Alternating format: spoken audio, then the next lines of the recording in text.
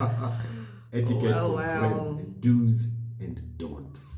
Oh, yes. So what is the first one? Shall we kick off? Let's get straight into it. All right. The first one is visiting when your spouse is not there. Like your friend coming over when you're not there. That's not cool. Yes. That's not cool. That's not cool. That's not cool. Especially friends of the opposite gender coming to visit you and your spouse not there. And mind you, you're not even telling your spouse that they are visiting. You're keeping it on the down low. So what's going on? It gives the wrong impression. Your spouse is wondering, why did you wait until I wasn't home for this friend to visit? Yes. And people hold their home to be such a sacred place. So they're like, what are you doing? Like, honey, like it doesn't make sense. It's just if this friend was coming, just let me know. And if they're coming, they can just, they should have told me so that I'm there. What's popping? What's happening? Both of you, And once you plant that seed of distrust, it doesn't end well. Yeah, it doesn't. Yeah, then it becomes awkward with your friends as well. Yes. Like, your spouse is not happy to hang out with this person. And even your friend now starts calling, is your husband at home? Is your wife at home? Simply because they know there's something off. Yeah, there's something off between them and your spouse. And you're the reason for that, because you're the common denominator. You're the one who's linking that friend and your spouse. Yeah. What about spouses when they kind of use inappropriate names with your friends? So those names, Han, darling, sweetheart, that are reserved for you, and it's like your spouse is just kind of free using that kind of words with your friends. Imagine you're over there being generous with these endearment names, and then the worst of it all is that when your spouse is raising a concern, you're like, what are you upset for? It's just a word. It's just a word. And if it's just a word, remember you're also calling your spouse those kind of special names. So your spouse is asking, so when you tell it to me, it's just a word. It's just a word, like it's just a name. It's very awkward as well. It's very awkward with your friends. Like I would feel very awkward if my friend's husband called me sweetheart or Han. Yes. It's true. And sometimes even the issue is not even your spouse having an issue with you. Sometimes even your friends might have an issue with them calling you those endearments. That's right. They're like, hey, okay, aren't you married? Like, what you doing calling me like that? Like, I'm just a friend. Like, I'm just a buddy. Like, why you calling me? Like, hey, they're not feeling sorry for your spouse. They're like, hey, like, hey, that lady has got a very interesting spouse calling people very special names. And that also lies to flirting with your friends and sort of complimenting them in ways that are inappropriate. Like, oh, check out your butt. Or like, hey, your girlfriend has a lovely butt. And she's right there within earshot. Yes, imagine that. You're being extra friendly with those kind of friends, and even your spouse is wondering, like, am I now in competition with your friends? Like, and then you start saying, oh, I've known them longer than I've known you. You're telling your spouse that. Good Lord. Who are you married to? Your friends or your spouse? Check yourself. Check yourself. Yes. And what about the hugs, the intimate hugs? Oh yeah, those lingering.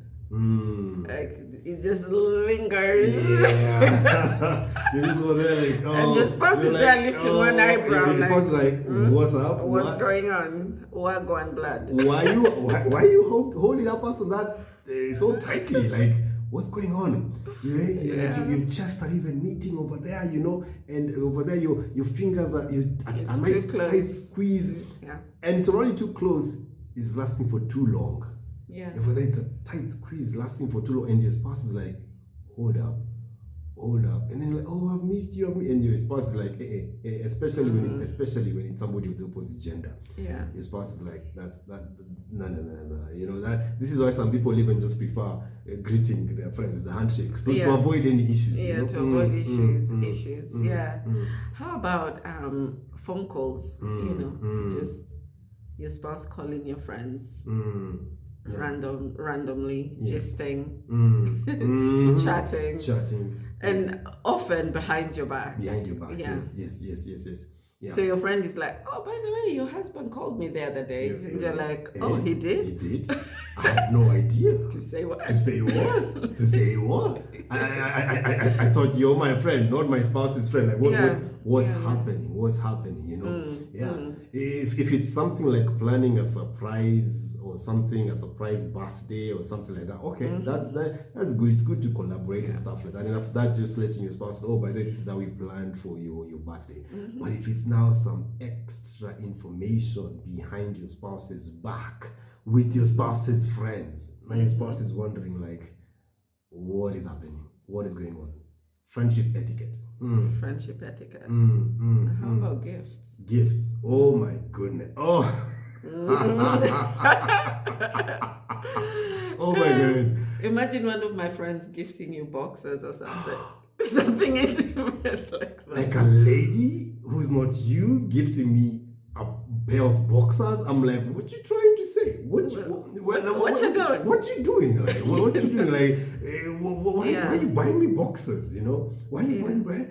Or somebody buying her lingerie. A friend is like a male friend buying her lingerie. I'm like, okay, why are you seeing her that way to even go ahead? How did you even know her size? Yeah,